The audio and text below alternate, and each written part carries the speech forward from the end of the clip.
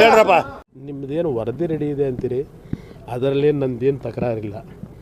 ಅದರಲ್ಲಿ ನಿಮ್ಮ ಲೋಕಾಯುಕ್ತ ಪೊಲೀಸ್ ಇಲಾಖೆ ಇವತ್ತೇನಿದೆ ತನಿಖೆ ವರದಿ ಕೊಡಲಿಕ್ಕೆ ಜವಾಬ್ದಾರಿ ಕೊಟ್ಟಿದ್ದಾರೆ.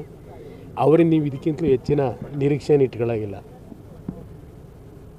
ಏನು ಹೆಚ್ಚಿಗೆ ನಿರೀಕ್ಷೆ ನೀವೇನು ಇಟ್ಕೊಳ್ಳೇಬೇಡಿ. ಆಯ್ತು ಬಿಡು. ಈಗ ನೋಡಿ, ನನ್ನ ವಿಷಯದಲ್ಲಿ ತಗೊಳ್ಳಿ, 1983, 84, 85 ನಾನು ಚಿತ್ರರಂಗದಲ್ಲಿ ಹಂಚಿಕೆದಾರನಿದ್ದಾಗ 45 ಎಕರೆ ಭೂಮಿ ಖರೀದಿ ಮಾಡಿದೆ. 1985 ಅದೆಂಥದ್ದು ನನ್ನ ಭೂಮಿ. ನಾನೇನೋ 200 ಎಕರೆನೋ 300 ಎಕರೆನೋ ಅದೆಷ್ಟೋ ಎಕರೆ ಲಪಟಾಯಿಸ್ಬಿಟ್ಟಿದ್ದೀವಿ ಅಂತೇಳಿ ಇವತ್ತು SIT ರಚನೆ 5 ಜನ, ಒಬ್ಬ ರೀಜನಲ್ ಕಮಿಷನರು, ಒಬ್ಬ DLR ಯಾರೋ ಇನ್ನೊಬ್ಬ DDLR, 5 ಜನ SIT ಕಮಿಟಿ. ನನ್ನ ತೋಟಕ್ಕೆ ಹೋಗ್ಬೇಕು ಅಂತಾರೆ. ನನಗೆ ಬಂದ ಇನ್ಫಾರ್ಮೇಷನ್ನು, ಒಂದು ಸರ್ವೆ ಮಾಡಬೇಕಾದ್ರೆ ಒಂದು ನೋಟಿಸ್ ಕೊಡಬೇಕಲ್ಲ, ಅದೇನೋ ಕೋರ್ಟಲ್ಲೇನೋ ಪ್ರತಿನಿತ್ಯ ನಡೀತಾ ಇದೆ. ಕುಮಾರಸ್ವಾಮಿ ಸಂಬಂಧಿಕರು ಅಂತ ಅಲ್ಲಿ ಕೋರ್ಟಲ್ಲಿ ರಿಯಾಕ್ಷನ್ ಇದೆ. ನಾನು ಅವ್ರ ರಿಯಾಕ್ಷನ್ ಬಗ್ಗೆ ಚರ್ಚೆ ಮಾಡಲ್ಲ. ದಾಖಲಾತಿಗಳು ಯಾರು ನೋಡಿದ್ದೀರಿ? 85ರಿಂದ ನಡೀತಾ ಇದೆ ಇದು. ಕಷ್ಟಪಟ್ಟು ಸಂಪಾದನೆ ಮಾಡಿ ಖರೀದಿ ಮಾಡಿರೋ ಭೂಮಿ ಇಲ್ಲ. ಅಲ್ಲೇನು ರೆಸಾರ್ಟ್ ಮಾಡಿಲ್ಲ. ತೆಂಗಿನ ಗಿಡ, ಅಡಿಕೆ ಗಿಡ ಹಾಕಿದ್ದೀನಿ. 40 ವರ್ಷದಿಂದ ನಾನು ಸೂಪರ್ದಿಲ್ಲಿದೆ. ಇವತ್ತು ವಿರೋಧ ಪಕ್ಷಗಳನ್ನ ಬಗ್ಗಬಡಿತೀವಿ ಅಂತ ಎದುರಿಸ್ಲಿಕ್ಕಾಗತ್ತಾ ನನ್ನನ್ನು? ವೈಲೆಂಟ್ ಆದ್ರಕ್ಕಲ್ಲ ಸರ್ಕಾರ ಕೇಳ್ತೀನಿ. ನೆನ್ನೆ ಅದು ಎಂಥದ್ದು ಪೊಲೀಸ್ ಫೋರ್ಸು ಎಲ್ಲರನ್ನೂ ತಗೊಂಡು ಹೋಗಬೇಕು ಅಂತ ನಿರ್ಧಾರ ಮಾಡಿ ನಾನು ಕೇಳಿದೆ. ಅಲ್ಲಪ್ಪ, ಇಂಟರ್ನ್ಯಾಷನಲ್ ಸರ್ವೇಯರ್ನ ಯಾರಾದರೂ ಕರೆಸ್ಕೊಂಬಿಡಿ, ಆ ಭೂಮಿಯಲ್ಲಿ ಏನಾದರೂ ಒತ್ತುವರಿ ಆಗಿದ್ರೆ ತಗೊಳ್ರಪ್ಪ.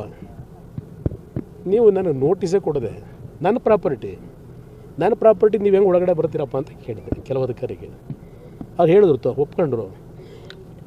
ಸರ್, ನೋಟಿಸ್ ಕೊಡದೆ ಬರಲಿಕ್ಕಾಗಲ್ಲ ಸರ್, ನೀವು ಹೇಳಿ ಸತ್ಯ ಇದೆ. ಏನು ಮಾಡೋದು, ನಮಗೆ ಬರೋದಿಲ್ಲ, ಮೇಲಿನ ಒತ್ತಡ.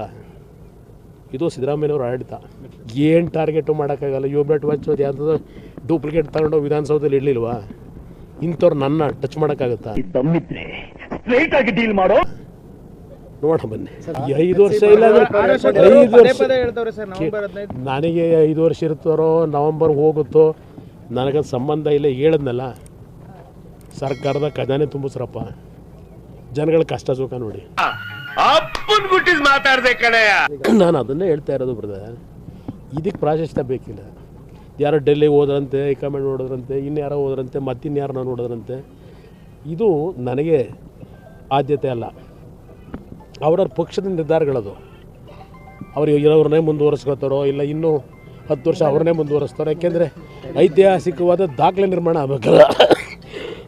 ದೇವರಾಜ್ ಅರಸು ನಂತರ ಏನೋ ನೋಡ್ತಾ ಇದ್ದೀನಲ್ಲ ಸುದ್ದಿವಾಹಿನಿಗಳಲ್ಲಿ, ದಾಖಲೆ ನಿರ್ಮಾಣ ಮಾಡಲಿಕ್ಕೆ ಏನೋ 10 ವರ್ಷ ಸಂಪೂರ್ಣಗೊಳಿಸ್ಬೇಕು ಅಂತ ಪಾಪ ಇನ್ನು ಕೆಲವು ಮಂತ್ರಿಗಳು ಹೇಳ್ತಾರೆ. ದಾಖಲೆ ಮಾಡಿದ್ಯಲ್ಲ, ಮಾಡ್ಕೊಳ್ಳಿ, ಹಿಡ್ಕೊಂಡಿರೋರು ಯಾರು?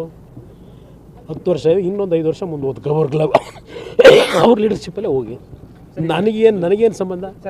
ನನಗದೆಲ್ಲ ಸರ್ಕಾರದಲ್ಲಿ ಯಾರಿಗೆ ಎಲ್ಲಿ ಉಸ್ತುವಾರಿ ಕೊಡಬೇಕು, ಯಾರಿಗೆ ಜವಾಬ್ದಾರಿ ಕೊಡಬೇಕು, ಅವ್ರು ತೀರ್ಮಾನ ಮಾಡ್ತಾರೆ. ಅದ್ರ ಬಗ್ಗೆ ನಾನೇ ಅದಕ್ಕೆ ಉತ್ತರ ಕೊಟ್ಟೆ. ಅವಾಗ್ಲೇ ಹಂಗೆ ಇವಾಗ ಕೇಳಬೇಕಾ? ಇಷ್ಟು ಹೇಳಕ್ಕೆ ಇಷ್ಟಪಡ್ತೀನಿ. ಓಕೆ ಫ್ರೆಂಡ್, ಬಾಯ್.